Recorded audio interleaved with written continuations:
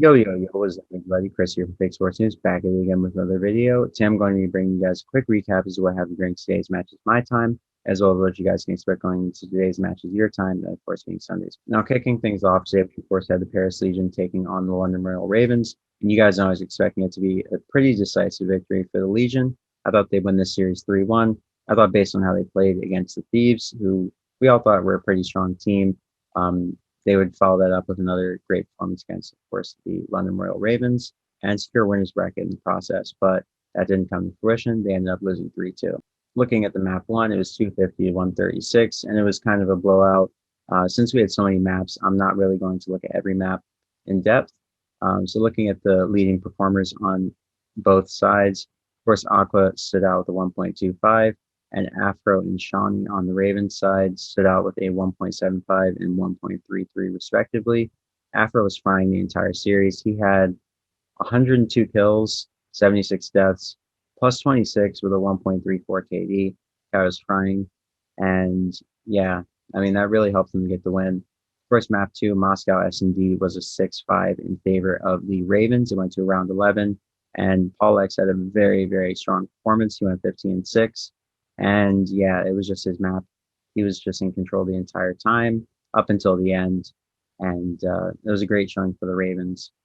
So looking at the map 3, that of course being the control, the Legion were able to bring it back here and start the reverse sweep, which obviously they couldn't finish. And everyone on the Legion side played very, very well. Everybody went positive. Scraps at a 1.22, Aqua had a 1.12, Zap at a 1.2, and Temp at a 1.09. Afro was the only player positive on London with a 1.45. I'm not necessarily going to show every map on screen just because it kind of takes away a lot of time. And then looking at the map 4, that being APOC Hardpoint, this is a map that I honestly expected the Ravens to win. They've been a very strong APOC team all year long, but the Legion were 4-2 going into this map. So this is a strong map for them as well, and they show why it's a strong map for them with a very decisive victory. Zap had a 1.8 and Temp at a 1.24, as you guys can see on screen. And then on the Ravens side, Afro at a 1.15, Paul went even, and Alex at a 1.1. So Alex performed today, and that's what really helped them to get over the hump and beat the Legion.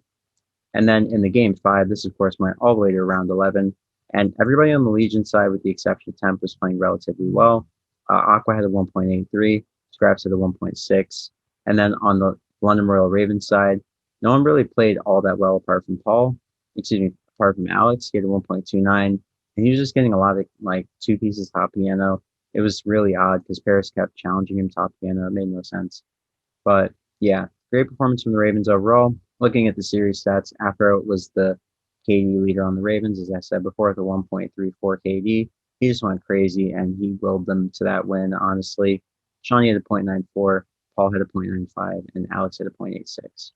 Then on the Legion side, Aqua and Zap were the only standouts on their end. Of course, Zap had a 1.12. He was the best performer on the Legion, and Aqua had a 1.06. Looking at Scraps and Temp, of course, Scraps had a 0.8 and Temp had a 0.99. So Scraps has just not been playing that well this week or the week before. It probably has to do with the fact that he wanted to be benched and blah, blah, blah. There's a lot of team drama going on with Paris. So not too surprising to see that they didn't make winners bracket. But I was kind of expecting them to come out and really play to get into the winners bracket. I thought they would maybe want to win some money, but I guess not. I guess they're content with starting in losers, and there it is. Looking at our second matchup of the day, we of course had the Rocker taking on the Mutineers. You guys know I was expecting the Mutineers to walk away with the series 3-1 and possibly a 3-0. And I went on the record saying that yesterday, but obviously the Rocker heard me and pissed them off. So looking at the stats for the series, you guys know the rules. We don't do map by map reviews for 3-0s. Sandy had an even KD. Major Maniac and Priest were absolutely fine. The AR duo went insane. Priest had a 1.7 and Major had a 1.53, plus 17 and plus 21. Good God. I mean, there it is right there. And then Attach had a 1.06. Everybody on Minnesota was playing very, very well. And the Mutineers just didn't play well today. Skies had a 1.03, Neptune had a 0.68, Havoc had a 0.63, and Wake had a 0.82. So looking at the Gary Hard point, it was 250 to 140. Mutineers got dominated on this map. Looking at the map 2, of course, that being Moscow S&D, The Rocker, I mean, they went down, I believe, 5-3 maybe, and they ripped off 3 straight to bring it back. So at that point, I knew it was chalked going into the Gary Control, which the Rocker ended up winning 3-0. It was just a really well played series from the Rocker, and the Mutineers just, they didn't play well today. That's all that can be said. Maybe they'll get it together going into the major. Maybe this is just another uh, part of their story where they have, you know, the potential to be a breakout team or a good team, and they just become inconsistent again and fall into being a lower tier team. So we'll see how the Mutineers do at the major. They're in losers and Minnesota's in winners. So I don't know. Maybe Mutineers make a run. I just don't know. I don't know how this goes. But that's not really good for their momentum going into the major. They had a really good chance to make winners and they choked it. So that's very hard for the team chem going into the major and champs. And Minnesota also cemented their spot in the winners bracket at champs with that win too. So it was just twofold L. So it's really hard. I don't know what to think for the Mutineers going into the major. Same with Minnesota. I mean, they are a solid team, but I don't know that their skill ceiling is very high. Even when they play very well, their skill ceiling isn't as high as an LA Thieves, in my opinion. So I just don't know what to think about either of these teams. And these are the kind of wins that I really don't enjoy in terms of just looking at the landscape, because it really makes everything a lot more confusing and in a way that's kind of hard to sort through, if that makes sense.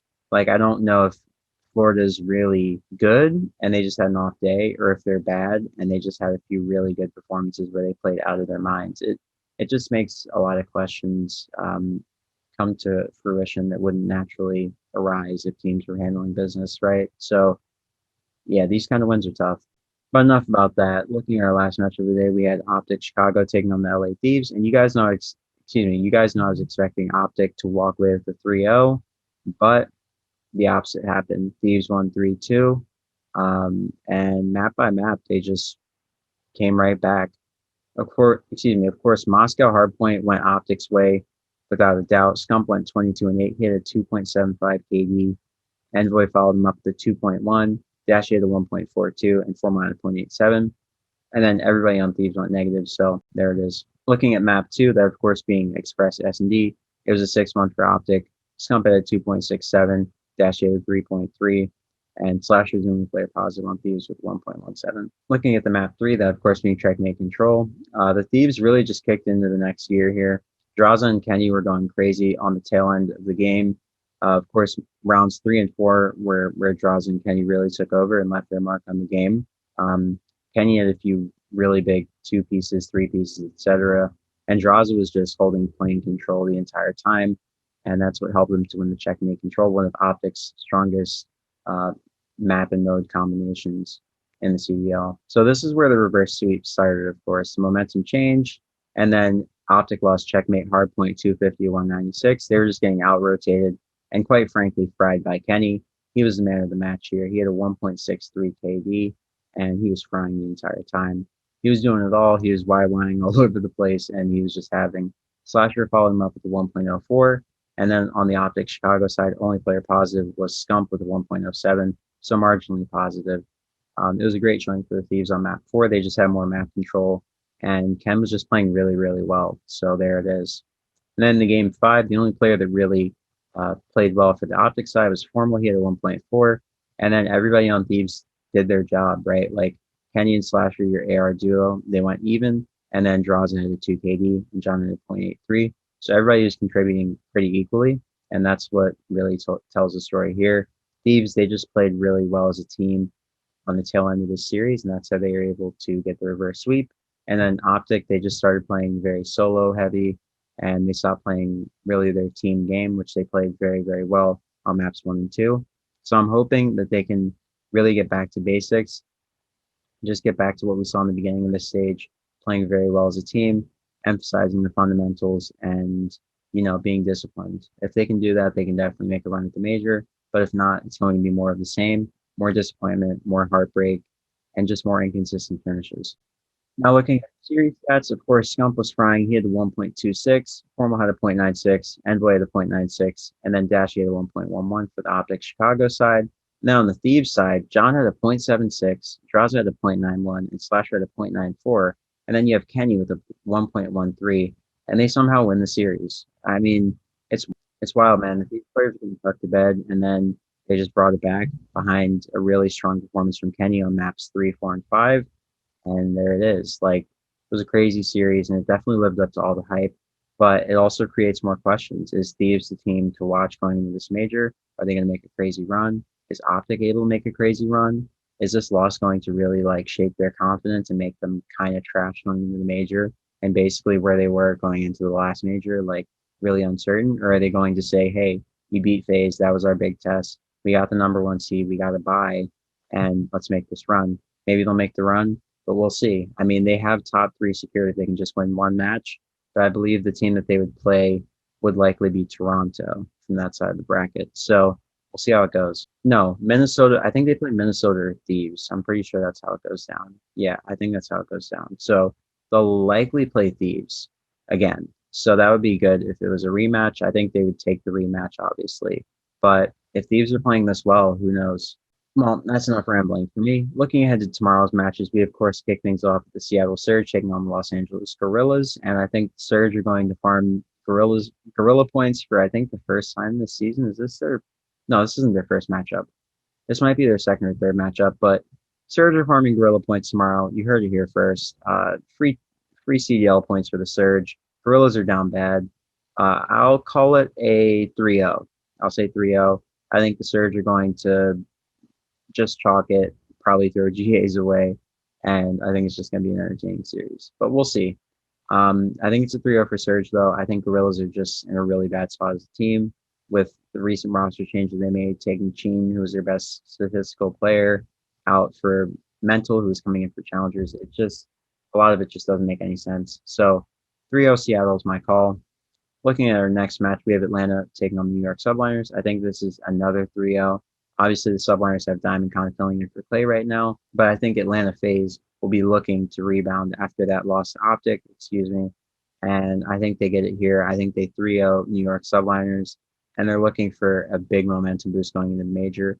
So I think they get the win tomorrow, and I think they're going to use that series to make a statement to the rest of the league saying, even though Optic did beat us, we're still the best, and we're going to beat everybody at the major. And I still think they win the major, but I think this series is going to be one that makes a statement to the rest of the league and kind of reasserts Faze as the clear-cut number one after Optics lost to Thieves. And then in our last series of the day, we have the Ultra taking on the Empire. And personally, I think the Ultra walk away with this series 3-1 or 3-2. I think it's going to be very, very close. I think based on the fact that Dallas beat Ultra at the major and Ultra lost to Dallas getting reverse swept, I think Ultra will come in with a chip on their shoulders. They'll be looking to close it out a lot more decisively than they did at the major. They don't want to leave anything on the table and let Dallas come back and, get first seed going into the major or whatever. Yeah, I think they get first seed. Um, so yeah, I think Toronto comes out hot. I think they win this, and I think it's a 3-1 definitively, but realistically it could go to game 5. And I'm just praying that I don't have another day where I go full Chael Sonnen mode and go 0 for 3 like I did today. Just bad takes all around. So I'll catch you guys on the next video. Hope you have a great morning, noon, or night, wherever you may be on this beautiful planet. If you made it this far in the video, comment mental is the GOAT, and let me know that people are actually like watching this far. But yeah, guys, I'll wrap it up for me. Like I said, hope you have a great morning, noon, or night, wherever you may be on this beautiful planet. Don't forget to like, comment, and subscribe if you haven't already. And yeah, if you want to follow me on Twitter, link is down in the description down below. And enjoy all the COD today, guys. And I will catch you guys, I guess, next week for a little bit of coverage before the major starts, and then major coverage resumes. So peace out, everybody. Enjoy all the COD and enjoy your Sunday. Phase up.